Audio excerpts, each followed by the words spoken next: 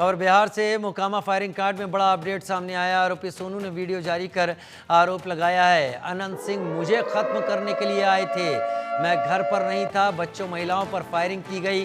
गांव वालों ने अनंत सिंह को जवाब दिया। अब ये एक अलग पलटवार सामने आया है। कल आया था सोनू मोनू गैंग ने अनंत सिंह के ऊपर 50 से 60 राउंड फायरिंग की, लेकिन अब सोनू का जवाब आया है कि अनंत सिंह उनके परिवार को खत्म करने आए थे, लेकिन गांव वालों ने पलटकर जवाब दिया तो उसमें अनंत सिंह की जान बच गई, लेकिन अनंत सिंह को वहां से भागना पड़ा। ये दो पलटवार यहां पर आ रहे हैं। ये बात सभी जानते हैं कि अनंत सिंह एक बाहुबली की तरह मोकामा के पूर्व विधायक की तरह जाने जाते हैं, और अब जिस गैंगस्टर पर इल्जाम लगा था उसका कहना है कि अनंत सिंह तो उसे ही मारने के लिए आया था, और अनंत सिंह पर गांव वालों ने ही पलटवार किया है।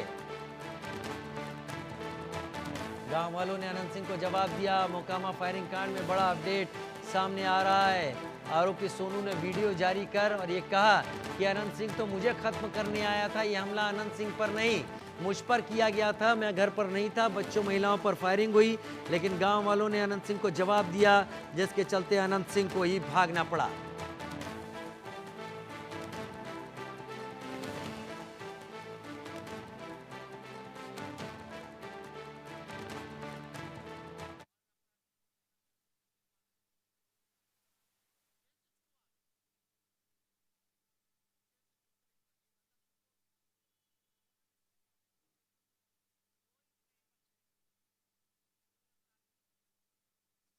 कल हमारी बातचीत हुई, हमारे एक मुंशी थे, उनसे बातचीत के दौरान हमने उनको बोला कि हमारा हिसाब किताब करके बही को खाता को समाप्त कीजिए, और वो व्यक्ति चले गए विधायक जी के पास। विधायक जी जबरन बाहुबली का परिचय देते हुए आनन फानन में न अच्छा देखे न बुरा देखे हमारे घर पे आ गए, करीब 10 लग्जरी गाड़ी से, और बहुत सारे राइफल डंडा पिस्तौल था, और उनकी मंशा थी कि इसको आज खत्म कर देना है।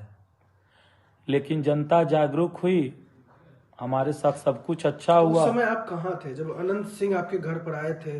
लग्जरी गाड़ी से, हथियार लैस था, सुशासन की सरकार में इस तरह से? हम उस समय खेती करने वाले व्यक्ति हैं, अपना जय बुने हुए थे, उसको पटा रहे थे। एक भाई यहाँ कार्यालय में बैठा हुआ था, हम लोग 2-3 थे, बाल बच्चा सब खेल रहा था। उन्होंने तो ऐसा काम किया है कि हमारे बच्चे के बगल से गोली गुजरी है। अब बताइए, अबोध बालक को लड़ाई में संलिप्त करनी चाहिए? स्त्री को लड़ाई में संलिप्त करनी चाहिए? उनको हमसे बगावत थी तो हमारे पास आते, हमसे पूछते, जब भी वो बुलाते थे तो हम चले जाते थे अपने पिता के वाणी पे। लेकिन जिस तरह का कार्य उन्होंने किया है, इसके बारे में तो अब महादेव ही जाने। आप दोनों के रिश्ते बड़ा बीच में बढ़िया था, पुरानी रंजिश था, लेकिन बीच में रिश्ता में सुधार आया था। नहीं, हृदय और मन से कभी हम उनके पास नहीं बैठे हुए थे, क्योंकि चादर जब फट जाती है, कितना भी महीन सिलाई कर दीजिए, उसमें दाग रह ही जाती है। अनंत सिंह तो आपके घर पर आए थे ना, जेल के रिहा होने के बाद? अब घर पे कोई व्यक्ति आएंगे तो उनका स्वागत करना हमारा परम धर्म है। कल भी अगर वो गोली नहीं फोड़ते तो कल भी हम उनका स्वागत करते, लेकिन ये गोली और बंदूक दिखा रहे हैं। उम्र भी हो गई 68 की और लड़ने चल दिए 34 वाले से। रितेश मिश्रा मेरे सहयोगी पटना से मेरे साथ लाइव ज्यादा जानकारी के साथ जुड़ गए हैं। रितेश, बड़ी अजीब बात है, कल 60 से 70 राउंड फायरिंग की बात सामने आ रही थी और बताया जा रहा था कि अनंत सिंह के ऊपर यह हमला हुआ है। बड़े सवाल उठे थे कि पुलिस कहाँ है, बेखौफ होकर इन गैंगस्टरों ने फायरिंग की। अब ये गैंगस्टर सामने आके कहता है कि फायरिंग ये नहीं, अनंत सिंह करने आए थे इसे खत्म करने के लिए, निशाना वो था। ये तो गांव वालों ने जवाब दिया है। अनंत सिंह वैसे भी जाने जाते हैं बाहुबली के तौर पर, यानी इस घटना में कुछ ऐसा है रितेश जिसको अनंत सिंह की तरफ से छुपा लिया गया है। हम ये समझे कि पार्ट 2 इस घटना का सामने रखा गया है कि असलियत में और क्या हिस्सा जो मिसिंग था वो सामने आया। अब क्या कह रहे हैं अनंत सिंह?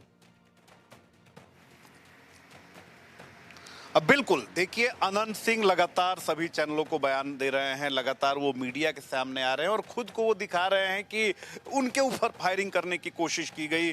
जो सोनू मोनू है वो कुख्यात अपराधी हैं, लेकिन अगर कुख्यात अपराधी हैं, आप पर अगर गोलीबारी कर रहे हैं तो आखिर 3-4 महीने में ऐसा क्या हो गया कि वो अनंत सिंह के जानी दुश्मन बन गए? क्योंकि जब आप जेल से निकले तो सोनू मोनू आपके पास पहुंचते हैं, आप उनके घर जाते हैं, आपके शागिर्द हो रहे हैं, तो आखिर इन 3-4 महीनों में ऐसा क्या हो गया कि वो भी बाहुबली जो उस इलाके में छोटे सरकार के नाम से जाने जाते हैं, सोनू मोनू जैसे छोटे अपराधी जो हैं उन पर फायरिंग कर देते हैं? तो ये बात किसी को पच नहीं रही है कि अनंत सिंह जैसे बाहुबली विधायक, पूर्व विधायक पर कोई फायरिंग कर सकता है। हाँ, अगर बात करें जो प्रतिद्वंदी है यानी सोनू मोनू, तो इलाके में उनका अपना वर्चस्व है।